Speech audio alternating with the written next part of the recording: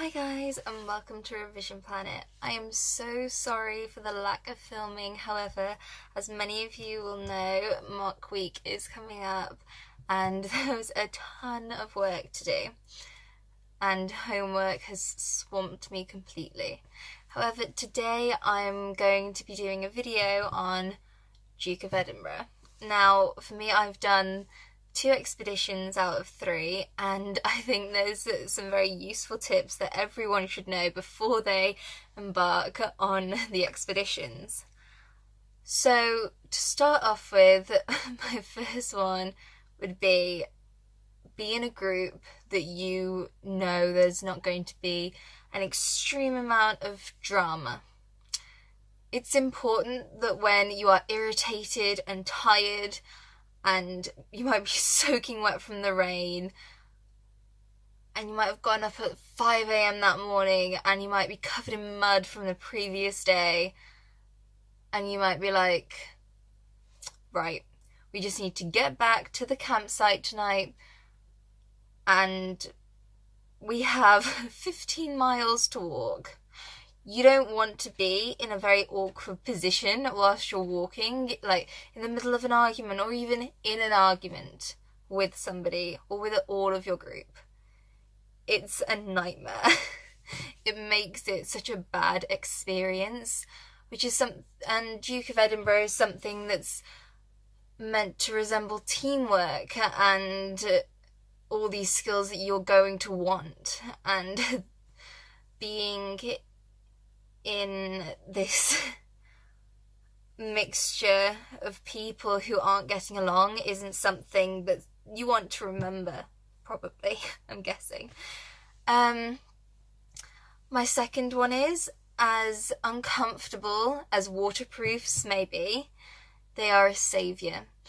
Your waterproof trousers and your waterproof coat, as bulky and weird as they may be, when it throws it down with rain or snow in some people's cases, you're going to be so thankful that you're wearing them.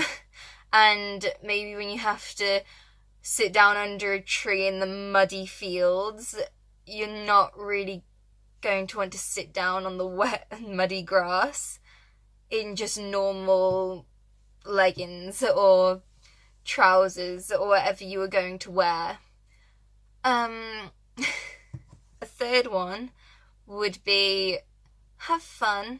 It's not a serious thing. You're going on this adventure with your friends. Have fun, joke around a bit, and don't take it extremely seriously. If you get lost, then have a little laugh about it, look at your map, try and figure out where you are, and just go with it. There's going to be so many traumas. In our group, one of my friend's bags broke in like the first 10 minutes of our first expedition. We were like, great, we know what this expedition is going to be like. And, stuff like that happens. And bags can rip or fall apart and tents can be blown down in the middle of the night and you have to get up with your torch and fix it. And that's just what happens.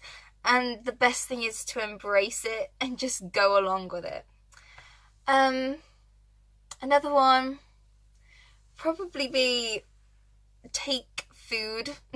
Take a lot of food, because when they say you're in the middle of absolutely nowhere, they mean it. You are like in the middle of mountains and fields, and you're not by any sort of store or shop. There's no way of getting any other resources until you have finished your expedition. And when you're walking for that amount of time, because of course you're not used to doing that, you're not used to doing 15 miles a day, you would be completely lost. You need to bring water, a lot of water, especially if you're doing one in the summer and it's boiling. And one thing that definitely saved us was shortbread. It's an important ingredient to your expedition. It's something that if you start to feel ill, it's like a medicine, and it's probably the most filling, energetic thing. It's good for insulation if you're in the cold, and just things that you are going to want to eat, little snacks, things that you can continue to walk whilst eating, because in some cases you might get lost and you might be late getting back, and when you're going down mountains with cows and sheep and you don't really want to be walking through those fields in the dark with barbed wire and electric fences, then it is sometimes quite good to eat on the go. However, I would say if you can, sit down and eat, because it's not good for the body. Your body isn't used to these conditions anyway, without adding into the mix this thing of not even being able to sit down and have a meal for 5 minutes. And just be patient with the people that you're with in your group. If someone needs to readjust their bag, let them. If someone needs to get some food out, help them. You might not even have to take the whole bag off. Just help them get something out, because you're working as a team and everyone will get irritated. They will be covered in mud and rain. Of course, this is if you're doing it in the winter. And you might not have got that much sleep, because you might be in a really uncomfortable field that you've got that little thin roll mat underneath your sleeping bag, which really doesn't do anything, but you carry it anyway. And, well,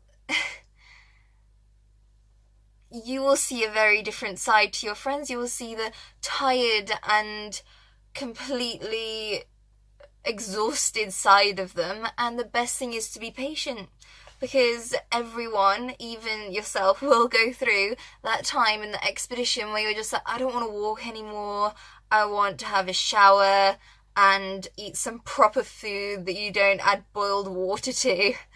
And you can't, because you've got to continue, you've got to get back to the camp, and you won't have any other shower or anything there.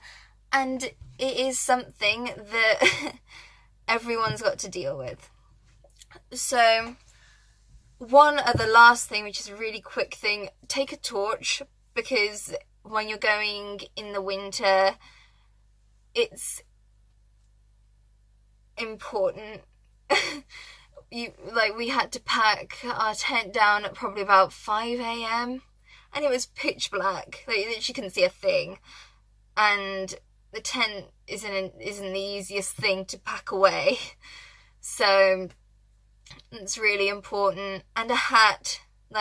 When they say, take a woolly hat and some gloves, they mean it, because it's freezing. And it may not be freezing where you are, but when you're on top of those hills and it's throwing it down with rain, you're gonna kind of wish that you'd taken a hat and some gloves.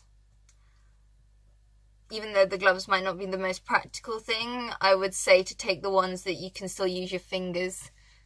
Because if you're trying to open the bridleway gates with slippy gloves, then it's probably quite time consuming. But yeah, I think that's all, and I will be trying to post as many videos as possible, but of course there is mocks soon, and after the mocks there will be so much more to post, but of course exams come first. Yep, so thanks for watching, see you next time, bye!